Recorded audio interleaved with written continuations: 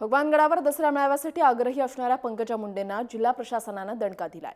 जिल्हा प्रशासनानं भगवानगडाच्या आत दसरा मेळाव्यासाठी परवानगी नाकारली आहे, तर गडापासून 1 किलोमीटर दूर अंतरावर असणाऱ्या हेलिपॅडजवळ मेळावा घेण्यासाठी परवानगी दिली आहे। गेट क्रमांक 22 जवळ ही सभा होईल।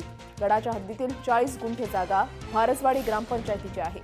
या जागेवर दसरा मेळावा घेण्याच्या परवानगीसाठी जिल्हा प्रशासनाकडे अर्ज करण्यात आला होता, पण याच जागेवर प्रशासनानं मेळावा घेण्यासाठी परवानगी नाकारली आहे। कायदा सुव्यवस्थेच्या प्रश्नावरून गडावर जमावबंदीचाही आदेश लागू करण्यात आला आहे।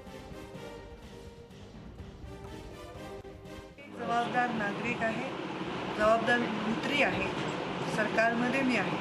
आतापर्यंत मी आयुष्यामध्ये कुठल्याही गैरवर्तणूक किंवा कुठल्याही अनियमित काही केलेलं नाही आणि उद्याही मी नियमाच्या बाहेर काहीही करणार नाही। पण परंपरेप्रमाणे मी भगवानगडावर जाणार। तर मला त्याचं सांगता येणार नाही, कारण मी ते अरेंज करणारी नाही। तिथे मी निमंत्रित आहे। तिथल्या लोकांनी, समाजाने, महाराष्ट्रातल्या लाखो भाविकांनी हा आग्रह धरला आणि त्याच्यासाठी त्या भाविकांच्या मनोबलासाठी मी तिथे जात आहे, भगवान बाबांच्या श्रद्धेसाठी तिथे जात आहे। आपले प्रतिनिधी सुशील थोरात आपल्या सोबत आहेत। तर सुशील, आता पंकजा मुंडे यांनी नेमकं काय म्हटलेलं आहे ते आपण ऐकलेलं आहे। गेल्या काही दिवसांपासून जो वाद निर्माण झालेला आहे की महंत नामदेव शास्त्री यांनी विरोध केलेला होता।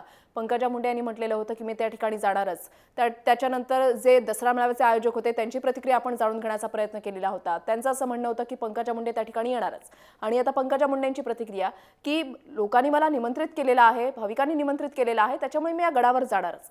एकूणच जर सध्याची परिस्थिती त्या ठिकाणी काय, कसं वातावरण आहे?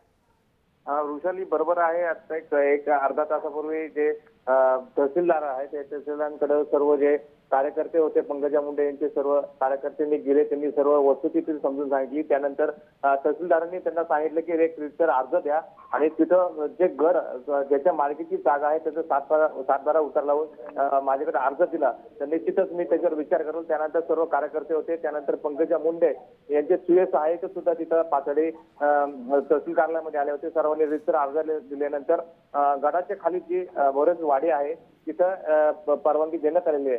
मात्र एकंदरीत जर वातावरण पाहिलं तर अनेक कार्यकर्ते अजूनही या निर्णयावर ठाम आहेत की त्यांची सभा ही या वरचं जे भगवानगड आहे तिथंच व्हायला पाहिजे। जर तिथे झाली नाही तर पंकजा मुंडेचा आत्मा होईल असं काही कार्यकर्त्यांचं म्हणणं आहे। मात्र एकंदरीत सर्व पाहता प्रशासनाने त्याला परवानगी नाकारलेली आहे आणि उद्या खाली होईल का नाही अजूनही संशय व्यक्त होत आहे। कशा पद्धतीने पोलिसांचा फौजफाटा त्या ठिकाणी तैनात करण्यात आलाय? या ठिकाणी जर पाहिलं तर प्रचंड असा पोलीस बंदोबस्त आहे। जवळजवळ 800 ते 900 पोलीस कर्मचारी आहेत। त्यानंतर बीडवरून, औरंगाबादवरून विविध अधिकारी आलेले आहेत, एसपी लेवलचे अधिकारी आहेत। त्यानंतर स्वतः खुद्द आयजी, नाशिक विभागाचे आयजी सुद्धा उद्या सकाळी भेट देणार आहेत। त्यानंतर महसूल प्रशासन असेल किंवा जिल्हाधिकारी असेल हे सुद्धा सतत संपर्कामध्ये आहेत सर्व एकमेकांच्या आणि एक तणावपूर्ण परिस्थिती या भगवानगडाच्या परिसरात आपल्याला पाहायला मिळते। एक मोठ्या संख्येने या ठिकाणी लोक येणार आहेत, कार्यकर्ते येणार आहेत असं सांगितलं जात आहे। कार्यकर्त्यांचं यायला आता त्या ठिकाणी सुरुवात झालेली आहे का? निश्चितच काही कार्यकर्ते आतापासूनच भगवानगडच्या जवळ जे पायथा आहे ते खरवंडी कासार या गावामध्ये जमायला सुरुवात झालेली आहे।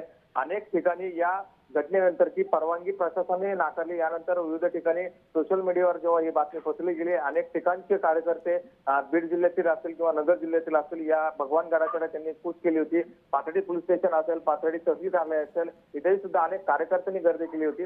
मात्र आता थोडासा इथलची गर्दी कमी झाली आहे, पण सर्व हे आता भगवानगडाकडे गेलेले आहेत। एकंदरीत उद्या आपण लवकर पोहोचायला पाहिजे या भावनेने प्रत्येक कार्यकर्ता जो लांबचा आहे, औरंगाबाद असेल किंवा लातूर असेल या ठिकाणचे कार्यकर्ते आता सध्या इथे जमायला सुरुवात झाली। नक्कीच एक तणावाचं वातावरण त्या ठिकाणी निर्माण झालेलं आहे। उद्या नेमकं काय होतं ते पाहणं महत्त्वाचं ठरणार आहे। धन्यवाद दिलेल्या सविस्तर माहितीसाठी। सुशील थोरात आपले प्रतिनिधी आपल्या सोबत होते। प्रत्येक वेळेचे क्षणाक्षणाचे अपडेट्स त्या ठिकाणचे आपल्यापर्यंत पोहोचवत आहेत।